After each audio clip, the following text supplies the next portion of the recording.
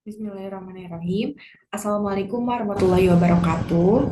Perkenalkan, kami dari kelompok 3 mata kuliah Finansial Teknologi Syariah yang diampu oleh Bapak Trisna Wijaya akan mempresentasikan hasil mini riset kami yang berjudul Analisis Pengaruh Saham Syariah terhadap Pertumbuhan Ekonomi di Indonesia pada tahun 2021 sampai dengan tahun 2023 yang beranggotakan saya Riri Rismawati, lalu ada Hilmi Said, Aura Azahra, dan Agam Tripasa Wijaya.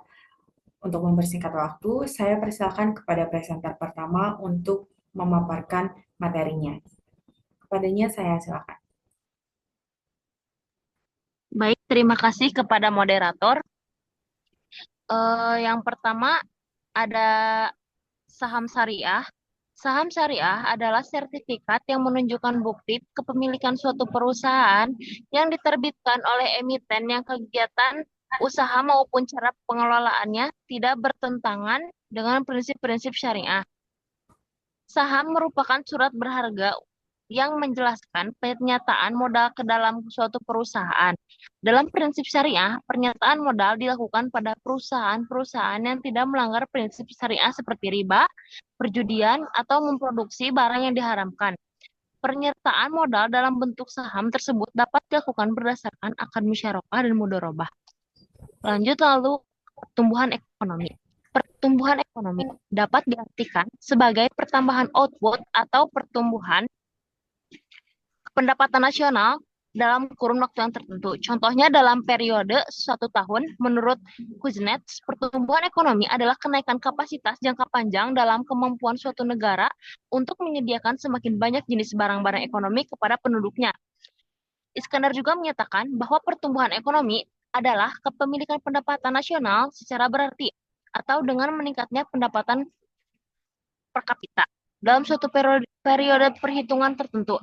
Pertumbuhan ekonomi menurut Sukirno yang diartikan sebagai perkembangan kegiatan dalam perekonomian yang menyebabkan barang dan jasa yang diproduksi dalam masyarakat bertambah dan kemakmuran masyarakat meningkat. Faktor-faktor pendorong atau penghambat pertumbuhan ekonomi adalah sumber daya manusia atau SDM, sumber daya alam atau SDA, dan akumulasi modal dan kemajuan teknologi. Dan yang ketiga, ada hubungan saham syariah dengan pertumbuhan ekonomi. Jumlah sa Jumlah saham syariah dari tahun ke tahun terus mengalami perkembangan. Hal tersebut sesuai dengan diterbitkannya Daftar Efek Syariah atau DES periode 2 tahun 2017 yang meliputi 375 efek jenis saham emiten dan perusahaan publik serta efek syariah lainnya. Sejak diterbitkan DES periode 2 sampai akhir triwulan 2017 terdapat penambahan 7 saham. Jumlah keseluruhan saham yang diterima yakni 382 saham. Jika terjadi peningkatan terhadap minat investasi di pasar modal, maka saham syariah dapat mempengaruhi pertumbuhan ekonomi. Lalu, secara teori dengan meningkatkan profitabilitas saham suatu industri, maka akan meningkatnya investor dalam berinvestasi. Pasar keuangan saat ini telah mengalami perkembangan khususnya di dunia global. Tidak hanya ini, perkembangan produk syariah di pasar modal juga kian bergulir. Pasar modal syariah berperan terhadap beberapa lembaga keuangan syariah seperti perbankan syariah, asumsi syariah, dan lain-lain. Pasar modal ini memiliki integrasi berbasis syariah tentunya diharapkan mampu membantu lembaga keuangan dalam mengoptimalkan sumber dana yang digunakan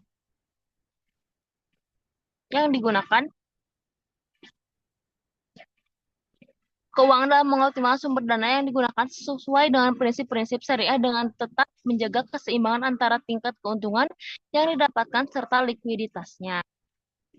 Maka dari itu, penelitian ini bertujuan untuk menganalisis pengaruh saham syariah terhadap pertumbuhan ekonomi Indonesia pada tahun 2001 hingga 2023. Periode ini dipilih untuk memberikan Indonesia pemahaman yang lebih mendalam mengenai pengaruh produk keuangan syariah terhadap perekonomian Indonesia dalam jangka waktu yang cukup luas dengan mempertimbangkan faktor siklus dan struktural. Terima kasih, saya kembalikan kepada moderator. Terima kasih kepada Aura yang telah mempresentasikan materinya. Kepada presenter selanjutnya, saya persilakan.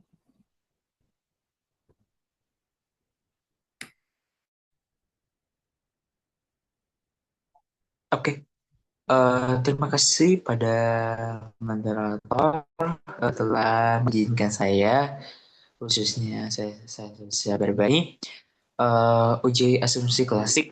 Sebelum itu kita ada data kan harus diuji asumsi klasik dulu. Apakah data tersebut normal atau tidak normalnya? Ada beberapa aslinya nantinya. Nah, saya kan ada uji normatif, ada auto korelasi, ada ini apa? Ada lain-lainnya kan banyak tuh.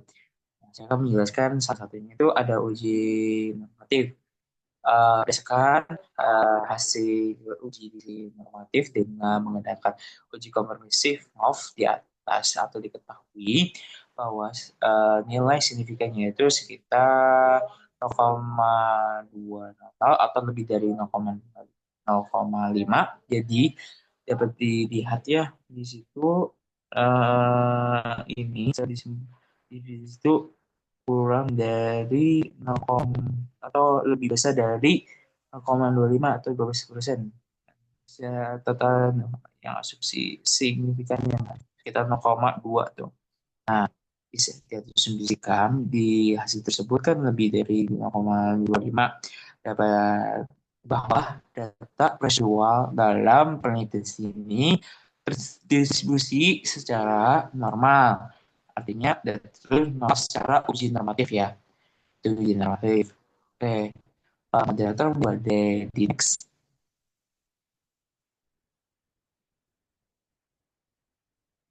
Oke, kedengeran nggak teman-teman sekalian sebelum itu? Oke, saya akan ada uji lain untuk selain mati itu ada autokorelasi. Itu uji autokorelasi itu sama juga untuk mengetes ini data tuh udah normal atau tidaknya dan lainnya, atau ada korelasi nggak sih gitu. Berdasarkan tabel hasil di atas, diketahui bahwa nilai signifikannya itu adalah 1,0. Nah, bisa di achieve significant table. Nah, bisa dilihat ya di ini di tabelnya sebelah atas kanan. Nah, mungkin di layar atau data tersebut lebih besar 0 dari 0,5. Nah, dalam teori tersebut, dalam aja atau klasik kan harus lebih dari besar dari 0,5. Nah, kan 1,1% itu lebih dari 0,25, artinya setelah desimalnya itu bahwa data penelitian ini tidak terjadi gejala autokorelasi. Berarti tidak ada autokorelasi. Jadi insya Allah dalam ini aman gitu. Nah, bisa di next juga moderator mungkin ke tes selanjutnya gitu.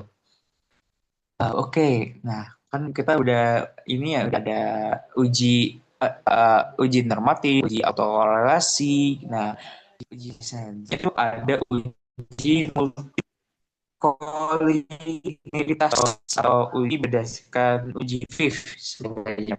Uji BIF ini untuk jadi atau uji multikolinialitas di atas itu di bawah nilai VIF variabel saham, khususnya variabel sahamnya, itu sekitar sebesar 1,000 atau kurang dari 10.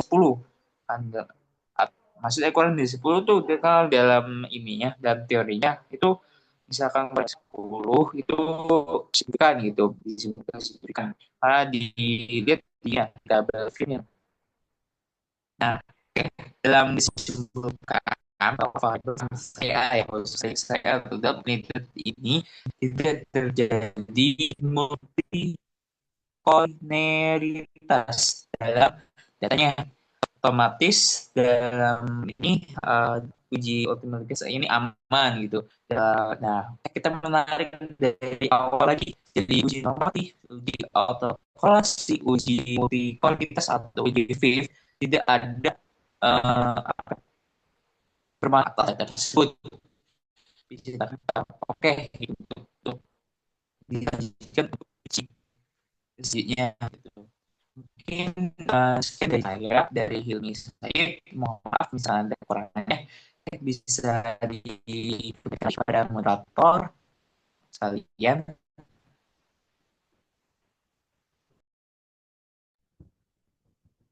Baik, terima kasih kepada presenter telah memaparkan materinya. Dilanjut kepada Agam Tripasa Wijaya untuk memaparkan materinya. Kepadanya saya silakan.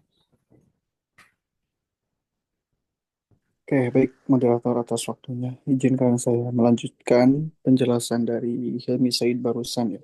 Suaranya jelas nggak sebelumnya? Jelas. Oke, saya lanjutkan ya. Tadi masih di dalam uji asumsi klasik ya, yang mana di tahap selanjutnya itu ada uji heteroskedastisitas, yang mana uji ini merupakan gejala di mana residu dari suatu persamaan regresi berubah-ubah pada suatu rentang data tertentu.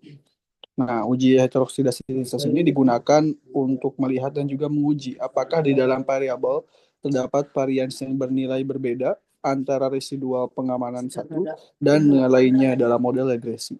Nah, rekan-rekan bisa lihat ya di dalam PPT ataupun di dalam penelitian kami itu di dalam tabel hasil dari uji heteroskedastisitas. Nah, di dalam tabel tersebut digunakan suatu uji Gletser ya, yang mana diketahui di dalam tabel tersebut itu terdapat 0,455 atau lebih besar dari 0,55. Nah, maka dari hasil tersebut dapat disimpulkan bahwasannya data variabel saham syariah heteroskedastisitas. Nah, untuk selanjutnya setelah dilaksanakan uji asumsi klasik itu ada analisis dari regresial linear sederhana. Mana di uji yang pertama itu ada uji parsial atau biasa disebut juga uji T. Nah, di dalam tabel tersebut, nah, bisa rekan-rekan perhatikan, itu bisa rekan-rekan analisis bersama. Dari hasil uji T pada tabel di atas itu dapat diketahui bahwasannya variabel saham syariah itu memiliki nilai signifikansi sebesar 0,892 atau lebih besar dari 0,05.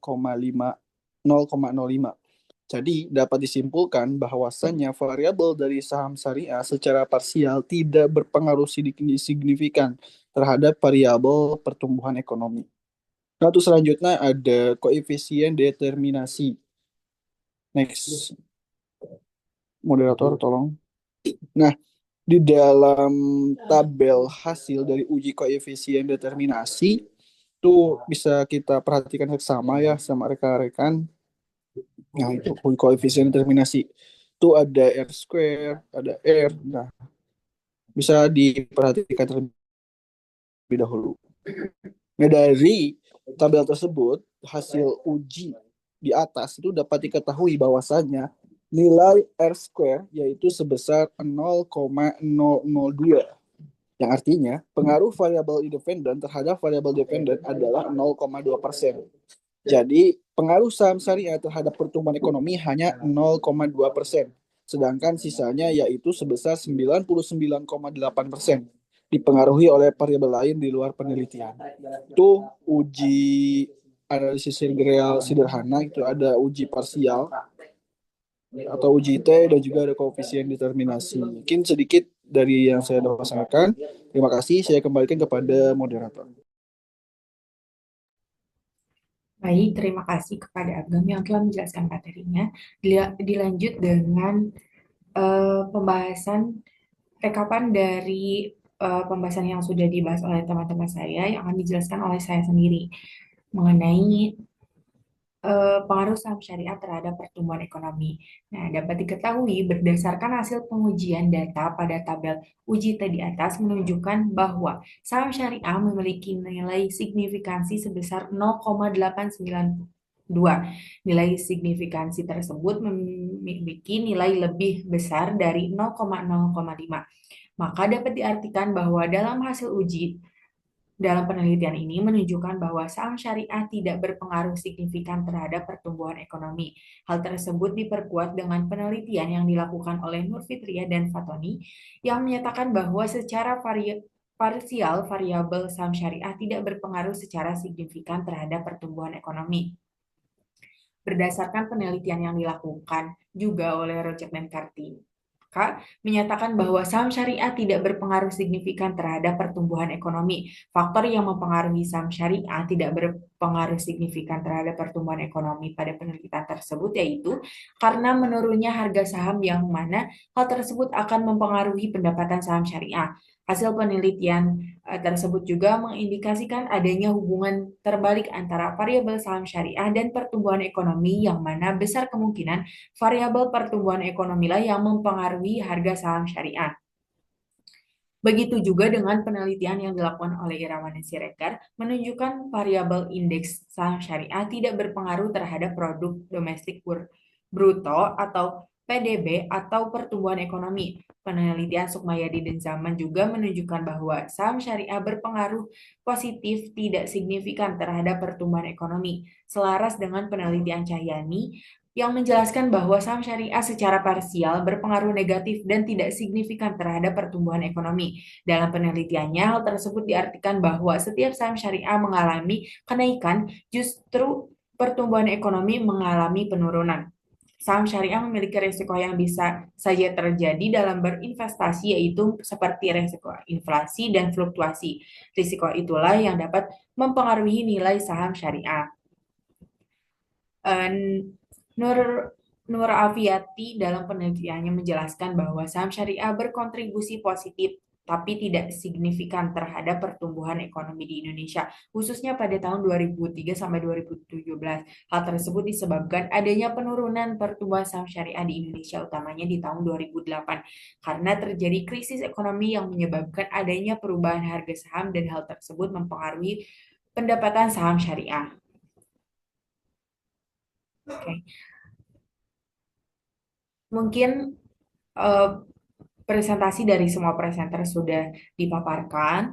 Saya sebagai moderator sekaligus presenter akan menjelaskan kesimpulan dari materi yang sudah dijelaskan ini. Kesimpulannya itu berdasarkan hasil penelitian yang telah dilakukan oleh peneliti, maka dapat disimpulkan bahwa variabel saham syariah dalam penelitian ini tidak memiliki pengaruh signifikan terhadap pertumbuhan ekonomi di Indonesia pada tahun 2021 sampai 2023. Hal tersebut dapat disebabkan oleh menurunnya harga saham syariah yang mempengaruhi pendapatan saham syariah, dan disebabkan juga oleh tingkat pengembangan saham syariah yang tidak signifikan dari tahun 2021 sampai tahun 2023. Maka dari itu, saran yang dapat peneliti sampaikan berdasarkan penelitian ini, yaitu diharapkan Otoritas Jasa Keuangan dapat melakukan evaluasi terhadap pelaksanaan atau praktik saham syariah, apakah ada kendala dalam kinerja saham syariah, dan juga diharapkan dapat menyebarluaskan informasi mengenai saham syariah ini khususnya kepada masyarakat yang beragama Islam, karena sebagai umat Islam kita diwajibkan untuk menghindari riba dalam kegiatan ekonomi. Mungkin itu saja yang dapat kelompok kami sampaikan. Mohon maaf atas segala kesalahan. Saya tutup presentasi pada kali ini. Wassalamualaikum warahmatullahi wabarakatuh.